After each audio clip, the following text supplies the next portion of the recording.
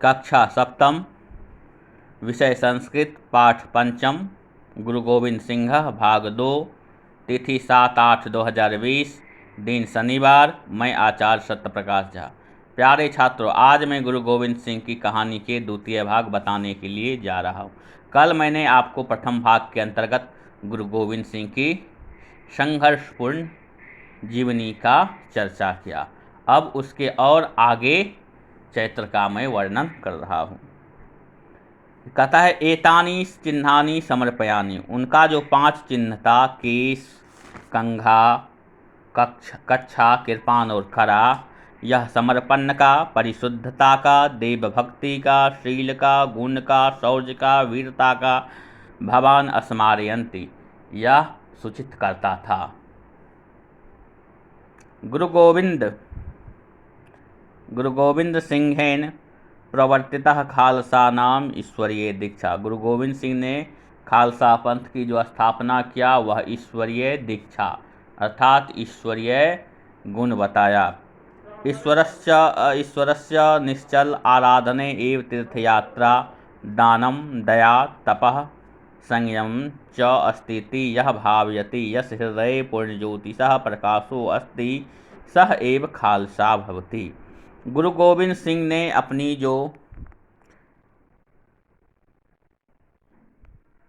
पंथ खालसा पंथ की स्थापना किया, उसमें ईश्वर भक्ति का साधन तीर्थयात्रा, दान, दया, तपस्या, संयम, यह 5 चीज को आवश्यक माना और इनसे ही मनुष्य के भाव में हृदय में पूर्ण ज्योतिष अर्थात हृदय को प्रकाशित होगा, और जिससे हृदय यदि प्रकाशित होगा तो पूरा यह संसार भी प्रकाशित हो जाएगा। गुरु गोविंद सिंह वीर रसस्य सहज कवि आसीत। गुरु गोविंद सिंह वीर रस के सहज कवि था। तश्चंडी चरितम इति काव्ये सह वीर गतिम प्राप्नुयाम इति प्रेरणा वाक्ये समाजम प्रेरितवान। तथा चंडी चरितम नामक काव्य की रचना किया और उसमें अपनी वीर गति प्राप्त करने के लिए प्रेरणा युक्त तथ्यों का वर्णन किया, जिससे समाज प्रेरित हो सके।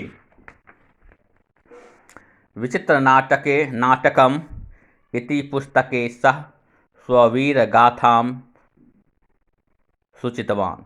विचित्र नाटकम एक नाटक की पुस्तक भी लिखा जिसमें वह अपनी वीर गाथा को सूचित किया।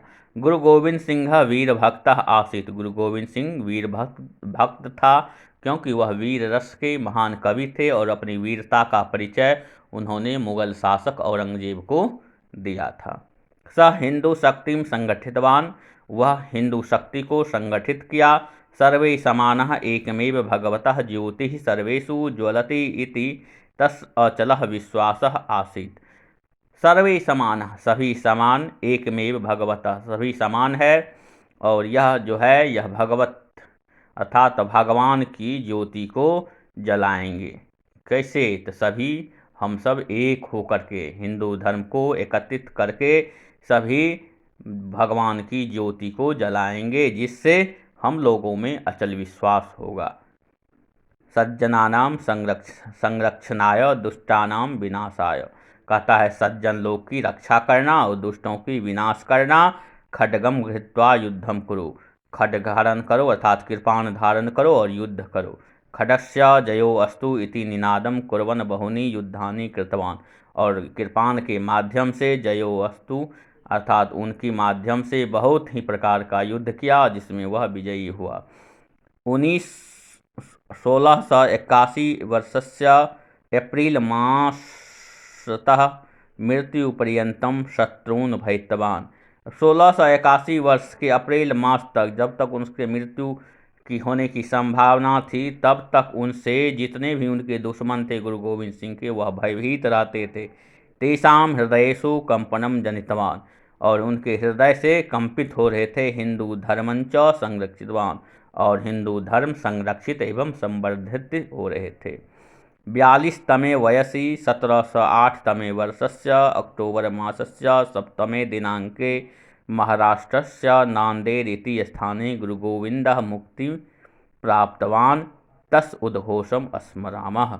1708 ईस्वी के 7 अक्टूबर को महाराष्ट्र के नांदेड़ नामक स्थान में गुरु गोविंद सिंह को मुक्ति प्राप्त हुआ और उनका जो उद्घोष स्मरामः है, उद्घोष याद है, इस प्रकार है। खालसा ईश्वरीय भक्ति, कहता है खालसा जो है वह ईश्वर की भक्ति है।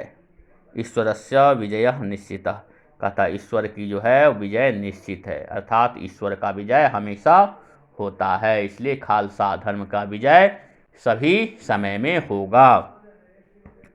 अब है शब्दार्था वर्धितुम, बढ़ाने के लिए, विनाशाय विनाश के लिए, मृत्यु पर्यंतम मृत्यु तक, संरक्षितवान संरक्षण किया। 1708 ईस्वी के 7 अक्टूबर महीना में निधन हुआ। चंडी चैतम तथा विचित्र नाटकम 2 पुस्तक गुरु गोविंद सिंह ने लिखा। ईश्वर की आराधना तीर्थयात्रा, दान, दया, तपस्या तथा संयम के माध्यम से करने के लिए कहा। अब गृह कार्य, शब्दार्थ को याद करें। दूसरा, पाठ को कम से कम 10 बार पढ़े, अर्थात गुरु गोविंद सिंह नामक जो पाठ है उनको 10 बार अवश्य पढ़े।